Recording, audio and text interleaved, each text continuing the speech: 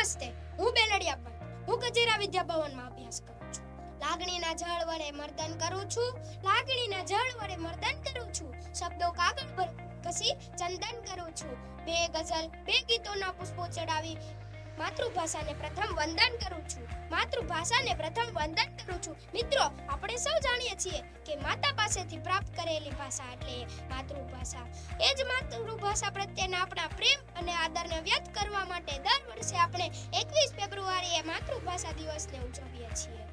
વર્ષ 1999 નવેમ્બરમાં યુનેસ્કોએ માતૃભાષા દિવસને ઉજવવાનું નક્કી કર્યું, જે ફેબ્રુઆરી 2000 થી લઈને આજ દિન સુધી ઉજવવામાં આવે છે. જેનો મુખ્ય ઉદ્દેશ્ય ભાષા અને સંસ્કૃતિની વિવિધતાને સન્માન આપવું તથા માતૃભાષાને જાળવી રાખવાનો છે.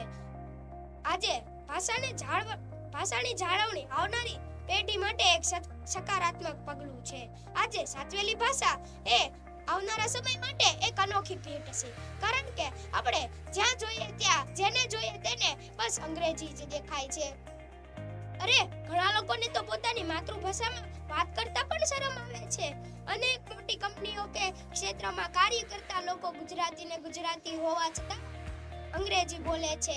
ત્યારે એમ થાય છે કે આ ખરેખર આપણી માતૃભાષાની જગ્યા કોઈ બીજી અન્ય ભાષા લઈ જઈ રહી છે. મિત્રો, માટે મારી આપ સૌને વિનંતી છે કે અન્ય ભાષાનો ઉપયોગ કરો, પર માતૃભાષાને સદૈવ યાદ રાખો. સદા સૌમ્યસી વૈભવે ઉભરાતી મળી માતૃભાષા મને ગુજરાતી. માતૃભાષા દિવસની આપ સૌને હાર્દિક શુભકામના. Thank you.